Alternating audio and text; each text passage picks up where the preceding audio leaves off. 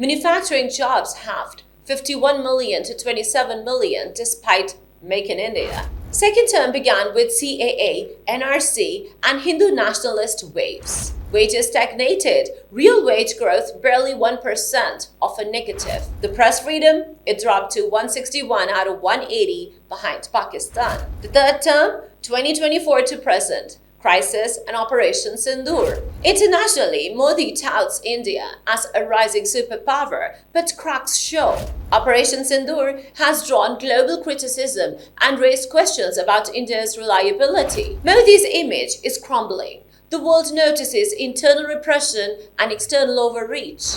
Bismillahirrahmanirrahim. I'm your very own Fariha Farrukh, and you're watching 360 Digital English. Don't forget to subscribe, share, and leave your comments. Well, over 3 terms, Narendra Modi promised transformation, but what he delivered was job crisis, social division, and policy chaos.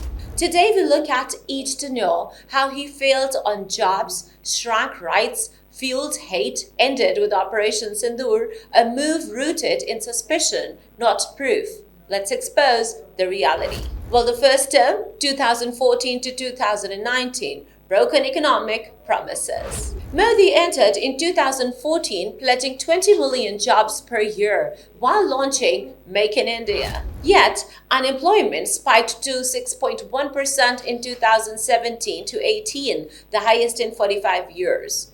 Youth unemployment soared to approximately 45%, with graduate rates at 29%. Manufacturing jobs halved, 51 million to 27 million despite Make in India. Demonetization in 2016 destroyed almost 1.5 million jobs and shrank the GDP by approximately 1%. GST implementation crippled SMEs. He inherited a growing economy. By 2019, real GDP was barely 5.5%, lower than the previous government's average. The bottom line, a decade of jobless growth, dashed hopes and economic pain. The second term, 2019 to 2024, inequality and freedom completely crushed. Second term began with CAA, NRC, and Hindu nationalist waves. Wealth inequality soared. India's richest 1% now owed over 40% of wealth, worse than the colonial times. Wages stagnated, real wage growth barely 1%, of a negative. Labor force participation collapsed to 40%, lowest in South Asia, below Pakistan. The press freedom, it dropped to 161 out of 180 behind Pakistan. This spike in authoritarianism damaged democracy. The third term, 2024 to present, crisis and Operation Sindoor. Modi's third term promised revival. Instead, Q2 2025 GDP slowed to 5.4%, down from 8.2% peak. The youth continued jobless, graduates stuck in low-paying informal work.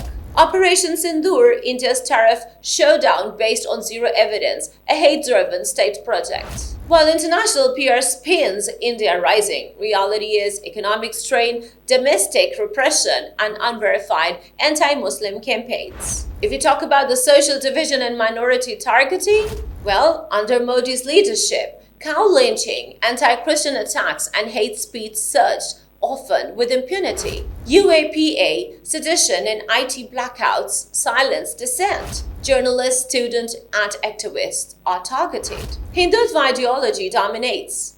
Religious minorities are labeled unpatriotic. This is not integration. It is exclusion and dictatorship in disguise. If you analyze, India has a dipped foreign policy and global image today. Internationally, Modi touts India as a rising superpower, but cracks show. The BRICS summit saw missing leaders and diplomatic tension. Operation Sindoor has drawn global criticism and raised questions about India's reliability. Allegations of meddling in democratic countries like Canada and Australia have tarnished India's reputation. Modi's image is crumbling. The world notices internal repression and external overreach. So how do we term it? 3 terms, 3 failures. First, jobless losses. Demonetization pain, stalled manufacturing. Second, rising inequality, crushed freedoms. Third, slow growth, hate campaigns, unverified terror operations. Operation Sindoor is the latest symptom. Fear, not facts. Propaganda, not evidence. This is not leadership. It's a deteriorating state propelled by Hindu majoritarianism, not governance. If you believe India's future cannot be built on division, danger, and deceit, share this video. Do leave your comments. Is Modi a unifier or a divider? Can India recover credibility and democracy? I am Fariha Farrukh, a Pakistani journalist, calling for honesty for both nations. Subscribe, because truth matters more than pride. Take care. Allah Hafiz.